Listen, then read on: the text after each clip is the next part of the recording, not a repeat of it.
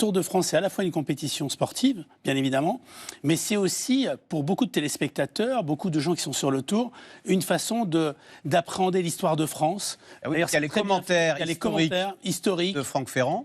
Il y a une dimension aussi de compréhension de nos territoires.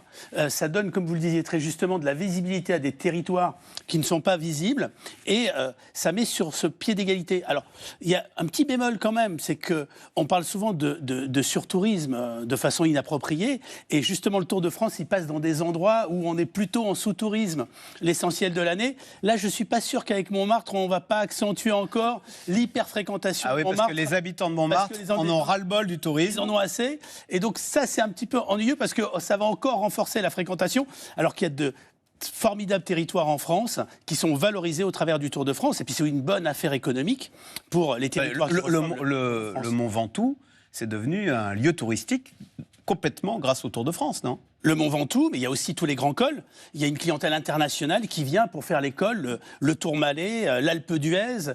Et il y a toute une culture autour du vélo.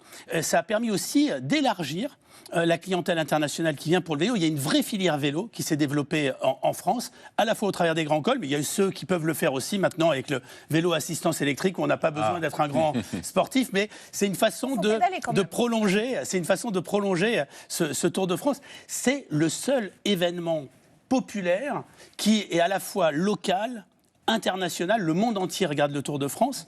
Le monde entier découvre notre pays au travers du Tour de France. Et puis, c'est dans les territoires une façon aussi, pour certains, de lancer la saison touristique. Ils sont très contents d'avoir le Tour de France. Ils se battent pour avoir le Tour de France, pour avoir cet éclairage sur leur destination, et notamment au début du mois de juillet. Et on sait que c'est important pour bon nombre de destinations, notamment les Pyrénées.